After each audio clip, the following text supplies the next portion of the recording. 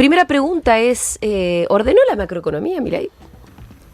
Muy buena pregunta. En realidad hay dos cosas muy claras para analizar. ¿Ordenó la macro? Esa es como la pregunta del millón.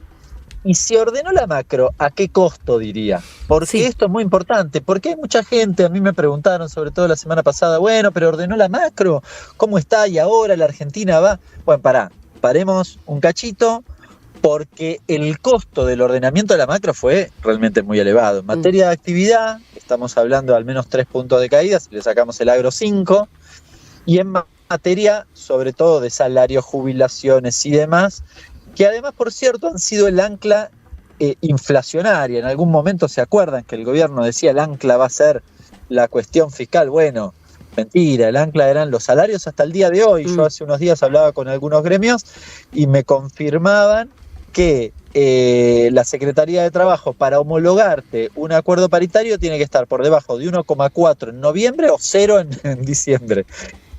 Con lo cual, bueno, sigue siendo la misma política, ¿no? Entonces, la primera cosa que hay que decir es el ordenamiento macro, que ahora en todo caso evaluamos si está bien, mal y qué condiciones tiene, pero lo cierto es que fue a un costo francamente muy elevado. Fíjate que ni siquiera hablé de pobreza y indigencia, que también han crecido mucho. Pero bueno, en términos generales, los salarios cayeron, no se recuperaron, tenemos un problema con la inflación y la forma de medición de la inflación que les permite una historia que no es tal.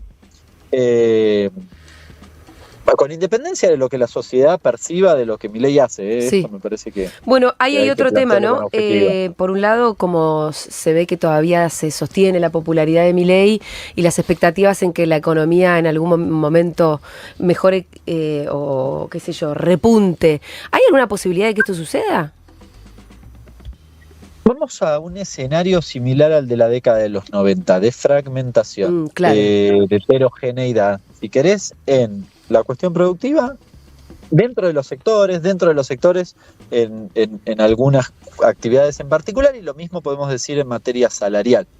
En términos generales, vos tenés sectores ganadores que no generan empleo, intermediación financiera, minería, servicios, y sectores que no les va tan bien y que generan empleo, como construcción, comercio o industria.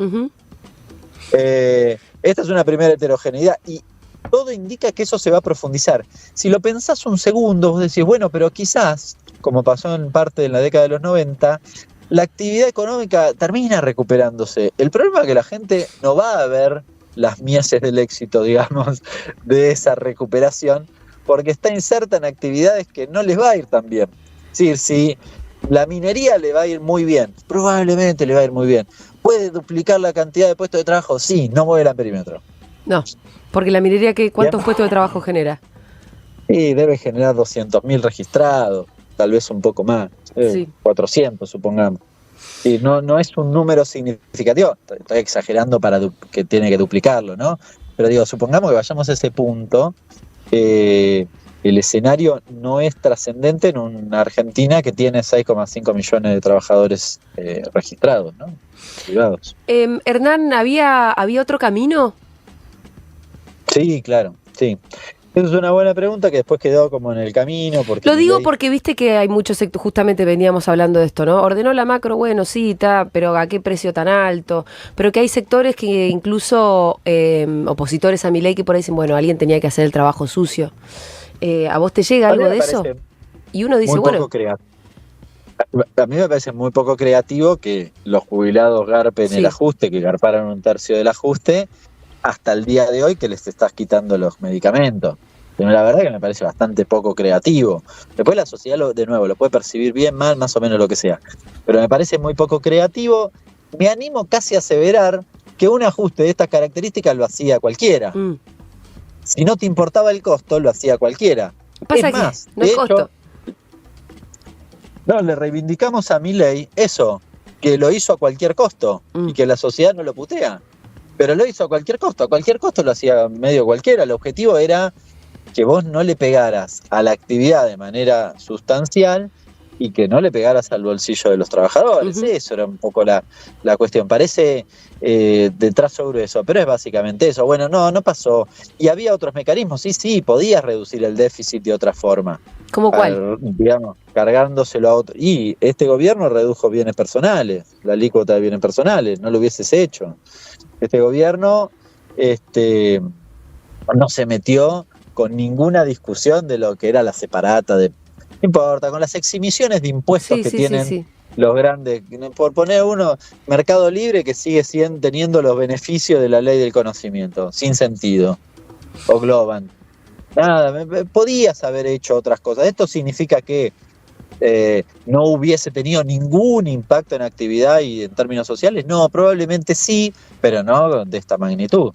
Claramente no de esta magnitud, porque además lo que está pasando es que la gente cree, porque por las formas de Milei, que a veces uno las critica, pero que buena parte de la sociedad las percibe como buenas, es decir, de maltratar, de decir y demás, le están dando un changüí, porque mucha gente cree que frente a eso que hace él, o eso le significa hacia adelante que le vaya a ir eventualmente bien, además de que canaliza mucha de la violencia que estaba contenida y la frustración de la gente, ¿no? Eso es más sociológico, pero es así. Sí, y Hernán, por último, algo que en sus propios términos le esté saliendo mal y algo que en sus propios términos le esté saliendo bien, eso ya nos queda más claro, ¿no? Que el tipo pudo ajustar todo lo que quiso y no está pagando costos políticos. Algo que en sus términos le esté saliendo mal, como por ejemplo, mira, las inversiones, el RIGI no trajo inversiones, no por ahora. Mira, el RIGI es un muy buen ejemplo. El RIGI, el 70% de las inversiones que anunciaron, ¿sabés quién las impulsa? ¿Quién? YPF. Que ellos quisieron privatizar. Sí.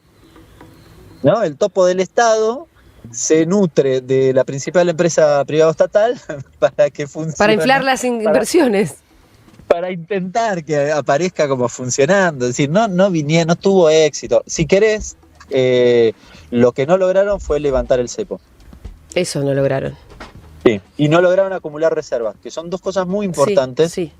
Que yo diría le generan pies de barro a este gobierno. Lo que sí, quizás, y sobre todo lo que están montados, han hecho un muy exitoso blanqueo. Y sí. Muy regalado, pero finalmente exitoso para lo que ellos querían, que era que les ingresaran dólares, y con eso lograron estabilizar los dólares paralelos, que para mí, en una Argentina que siempre estuvo atravesada por los avatares del dólar, bueno, le genera un veranito muy importante, ¿no? Ahora, vos pensás que es un veranito. ¿No será una temporada estival? No, es bueno el análisis. En realidad, el gobierno pretende, con este esquema, inyectar siempre dólares. ¿Como que siempre estar blanqueando? Bueno, el blanqueo ya está, es por única vez. Sí. Y el blanqueo, la plata y los dólares no son tuyos. Están en el circuito bancario, pero no son tuyos. Ahora, ¿cuál es la etapa que sigue? Que el Fondo Monetario te dé 15 palos, 15.000 millones. Sí. De nuevo, ¿te sirve? Sí. ¿Te va a tirar esto? Claramente. En los 90. Ahora, tampoco son tuyos, los tenés que pagar. Claro. Sí, bueno, pero viste entonces, que hay gente que se endeuda. Yo lo que digo es, ellos creen que este esquema, y creo que les puede salir, es un esquema donde vos inyectás dólares todo el tiempo y demás. A las elecciones es probable que si esto sucede, yo doy por descontado que el Fondo Monetario los va a ayudar, porque Trump es lo más barato y fácil que puede hacer. No necesita comprometerse a nadie, ni siquiera la pone él. Sí. Con lo cual lo van a ayudar. Y si eso es así, va a llegar a las elecciones con un escenario de cierta bonanza en términos cambiarios, lo cual le va a dar una gran ventaja. Termina mal esto. Por eso la pregunta era muy buena. Termina mal. ¿Cuánto? 10 años no va a durar.